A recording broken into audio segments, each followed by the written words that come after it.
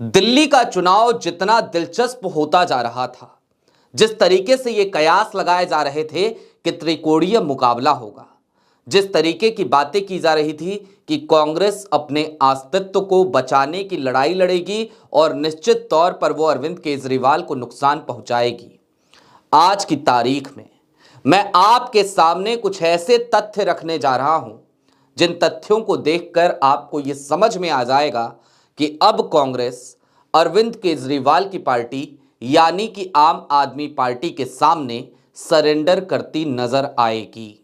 जी हां, चौंकिए मत। दिल्ली कांग्रेस के तमाम बयानवीरों को एक तरफ रख दीजिए, उसमें शीला दीक्षित के बेटे और अरविंद केजरीवाल के सामने सीना ठोक रहे संदीप दीक्षित भी हैं तो अजय माकन भी। उसमें वो तमाम नेता हैं जो लगातार ये कह रहे थे कि हम इस बार अरविंद केजरीवाल को बख्शेंगे नहीं, हम इस बार दिल्ली की जनता के बीच जाएंगे और शीला दीक्षित के काम गिनाएंगे। इन तमाम बयानवीरों को एक तरफ रख के अब उस राजनीति की तरफ लौट आइए जो राजनीति दरअसल इंडिया गठबंधन के नाम पर चल रही है। जी हां, कांग्रेस मुख्य विपक्षी दल है और इंडिया गठबंधन में भी सबसे बड़ी स्टेक होल्डर है, लेकिन बावजूद उसके इंडिया गठबंधन के तमाम दल कांग्रेस के आला कमान को अब यह समझा चुके हैं कि यदि इंडिया गठबंधन को बचा कर रखना है, उसके अस्तित्व को जिंदा रखना है, तो आप दिल्ली में अपने अस्तित्व की लड़ाई छोड़ दीजिए। फैसला आला कमान को लेना था कि वो करे तो करे क्या।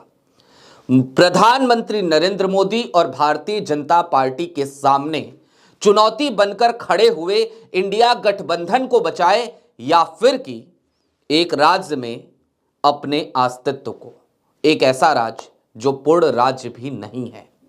इन्हीं सब मसलों पर जरा खुलकर बात करेंगे। नमस्कार, मैं स्वप्निल और आप युगचरण न्यूज देख रहे हैं। आगे बढ़ने से पहले एक छोटी सी अपील, चैनल पे नए हो तो नीचे सब्सक्राइब का बटन है, सब्सक्राइब करते हुए जाइएगा। यहां आपकी और हमारी मुलाकात लगातार होती रहती है। आगे बढ़ते हैं और आगे बढ़ते हुए सबसे पहले एक फोन कॉल का जिक्र करना जरूरी है। एक फोन कॉल जो दक्षिण भारत के एक राज्य से आया और आया किसी और के पास नहीं बल्कि राहुल गांधी के पास।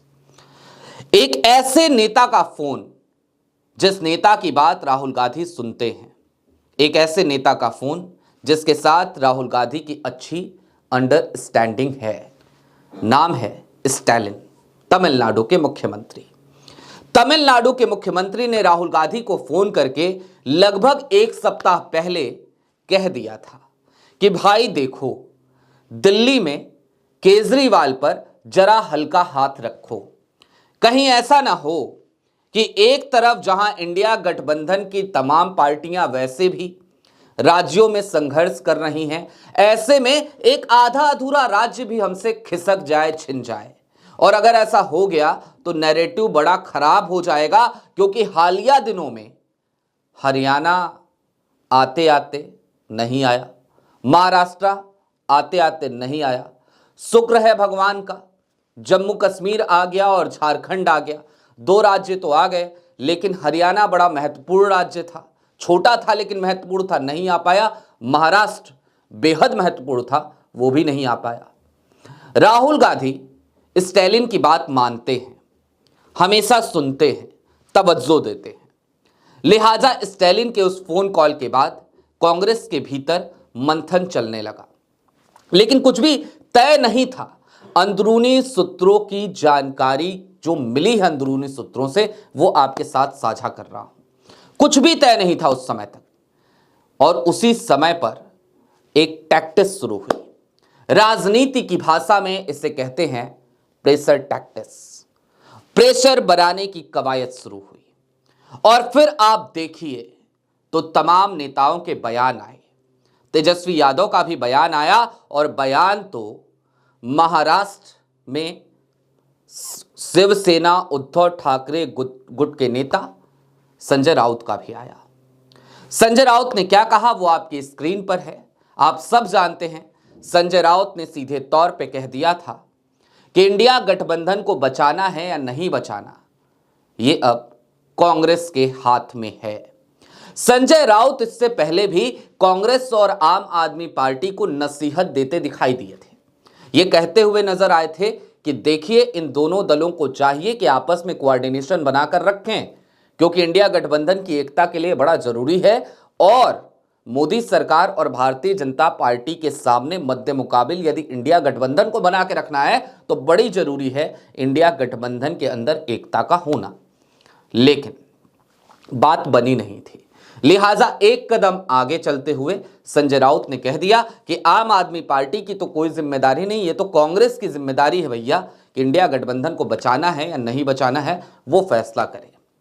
दूसरी तरफ एक और बयान का जिक्र ना किया जाए तो कैसे काम चले, और ये बयान बेहद महत्वपूर्ण है क्योंकि एक मुख्यमंत्री का बयान है, उमर अब्दुल्ला का। उमर अब्दुल्ला जम्मू कश्मीर के नवनिर्वाचित मुख्यमंत्री, उन्होंने सीधे तौर पे कह डाला कि यदि इंडिया गठबंधन लोकसभा चुनाव के लिए ही बना था तो ऐसे में अब उसे भंग कर देना चाहिए। लेकिन ये तो हो गई तमाम बयानबाजी, ये तो हो गई प्रेशर टैक्टिक्स। एक बात और समझने की जरूरत है, इंडिया गठबंधन के जितने भी घटक दल हैं, चाहे वो समाजवादी पार्टी हो, चाहे वो टीएमसी हो, चाहे वो फारूक अब्दुल्ला की पार्टी हो या फिर कि उद्धव ठाकरे की पार्टी शिवसेना उद्धव ठाकरे को, ये सभी के सभी कहीं ना कहीं एक तरीके से अरविंद केजरीवाल के समर्थन में नजर आते हैं। और इसके पीछे का बड़ा कारण एक ही है और वो कारण है संख्या बल। एक तरफ कांग्रेस के पास अकेले 99 सांसद हैं तो दूसरी तरफ इन तमाम घटक दलों को मिलाने के बाद सांसदों की संख्या महज 135 पहुंचती है। यानी कि कांग्रेस अकेले ही इन सब पे कहीं ज्यादा भारी पड़ती हुई नजर आती है। और यही एक बड़ा कारण है कि ऐसे में ये तमाम दल यही चाहते हैं कि देखिए, कांग्रेस को प्रेशर में रखा जाए तो बेहतर होगा। ये सत्ता की राजनीति नहीं है, लेकिन ये राजनीति वो राजनीति है जहां पर अपने अपने स्टेक की लड़ाई एक गठबंधन के अंदर लड़ते हुए तमाम राजनीतिक दल दिखाई देते हैं, तमाम राजनीतिक दल जो विपक्ष में हैं। अब उस निष्कर्ष की तरफ चलिए कि होगा क्या। तो निश्चित तौर पर कांग्रेस के आला कमान के मंथन के बाद अब यह निष्कर्ष निकाला जा चुका है कि एक काम करते हैं, अरविंद केजरीवाल को जीत जाने देते हैं, टक्कर नहीं देते हैं, एक काम करते हैं, थोड़ा सा सरेंडर कर लेते हैं और अरविंद केजरीवाल को बहुमत पा लेने देते हैं। लेकिन यदि कांग्रेस चुनाव लड़ती और सही तरीके से लड़ती तो क्या अरविंद केजरीवाल के लिए बहुमत के आंकड़े तक पहुंच पाना मुश्किल हो जाता? तो निश्चित तौर पर कांग्रेस यदि सही तरीके से चुनाव लड़ती तो वो चुनाव जीतने के लिए नहीं लड़ती। वो चुनाव इसलिए नहीं लड़ती कि उसे चुनाव जीतना है और अपना मुख्यमंत्री बनाना है, क्योंकि कांग्रेस दिल्ली में अपनी जमीनी हकीकत को भली भांति तौर पर जानती है। कांग्रेस दिल्ली में चुनाव लड़ ही इसलिए रही थी क्योंकि उसे अरविंद केजरीवाल को नुकसान पहुंचाना था, भले ही वहां पर भारतीय जनता पार्टी की सरकार बन जाए, भले ही वहां भाजपा का मुख्यमंत्री बन जाता। आज की तारीख में जब कांग्रेस सरेंडर करते हुए नजर आ रही है तो फिर दिल्ली कांग्रेस के अंदर तमाम नेता कुल बुलाने लगे हैं, नाराज होने लगे हैं, अपने दांत भींच के बैठे हैं, मुट्ठियां भींच कर बैठे हैं। देखिएगा, दिल्ली के चुनाव बीतने के बाद बहुतों के सुर बदलेंगे, आला कमान पर बहुत से आरोप लगेंगे और कांग्रेस एक बार फिर एक बड़ी गलती गठबंधन के दबाव में करने जा रही है, ऐसा भी तमाम सियासी पंडित कहने लगे हैं। अभी के लिए दीजिए इजाजत। ऐसे ही तमाम अपडेट्स, तमाम डेवलपमेंट्स के लिए जुड़े रहिए युगचरण के साथ। शुक्रिया।